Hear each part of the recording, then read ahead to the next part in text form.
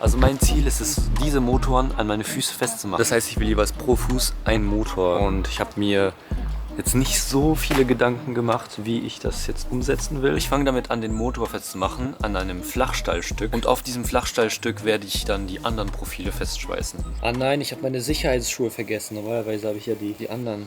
Scheiß, gefährlich.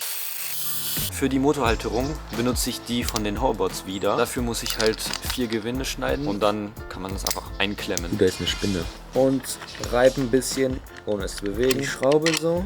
Ja. Und tada! Die Gewinde sind geschnitten. Ich merke gerade, sie ist nicht ganz gerade. Die Halterung ist super. Ich frage mich nur, wie lang das sein soll.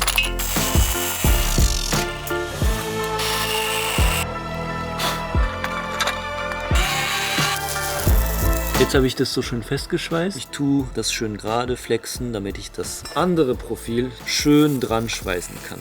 Ey, was ist los? Ich kann plötzlich schweißen. Ja, nicht ganz perfekt, aber für die Länge nehme ich einfach meine Fußlänge. Ein bisschen länger oder ein bisschen kürzer? Länger würde meinen Fuß schützen, aber es kostet mehr an Material. Also machen wir es kürzer. Das ist genau die Hälfte. Perfekt.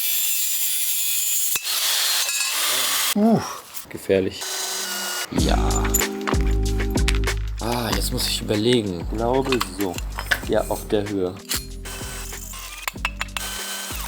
Nein! Ich muss ja Gewinde schneiden da. Nur muss ich mit 5 mm bohren. Das dauert lang. So in der Luft Gewinde schneiden kann eigentlich nur schief gehen. Nein, das ist geklemmt. Eigentlich müsste man das ein bisschen ölen oder fetten mit WD-40. Aber das lassen wir jetzt mal. Oh nein, das wird so stinken. Ich schraube jetzt das fest. Das innen drin. Jetzt baue ich den Motor dran, um zu schauen, ob meine Idee da überhaupt funktioniert. Das wird so instabil sein.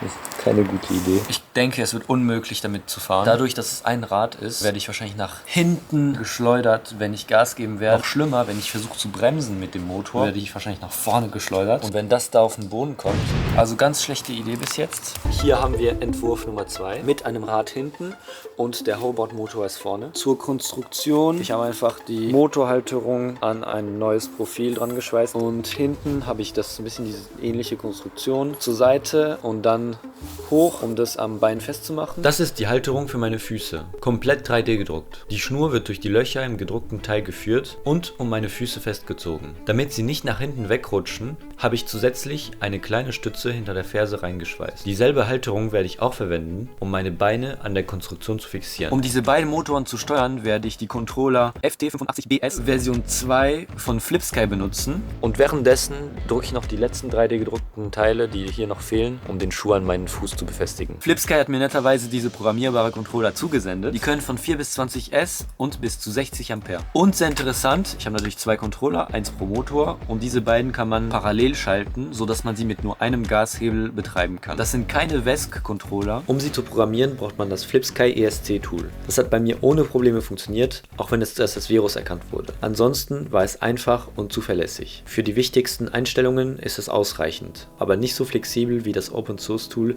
für VESC-Controller. Das sind die Konnektoren, die ich benutzen werde und die löte ich jetzt mit den Kabel vom Controller zusammen.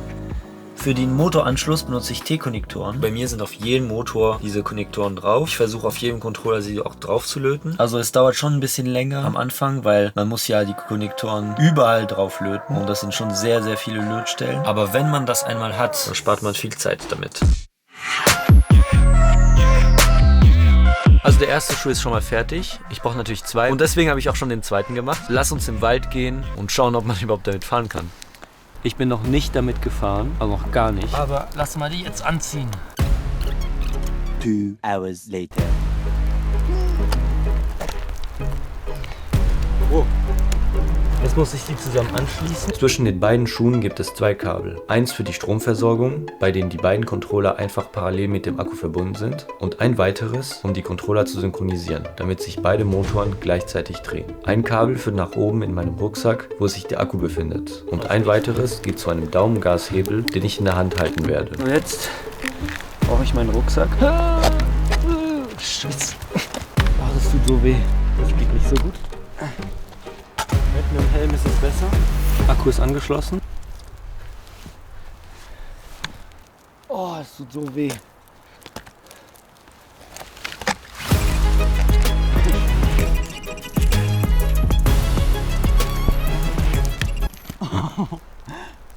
nicht.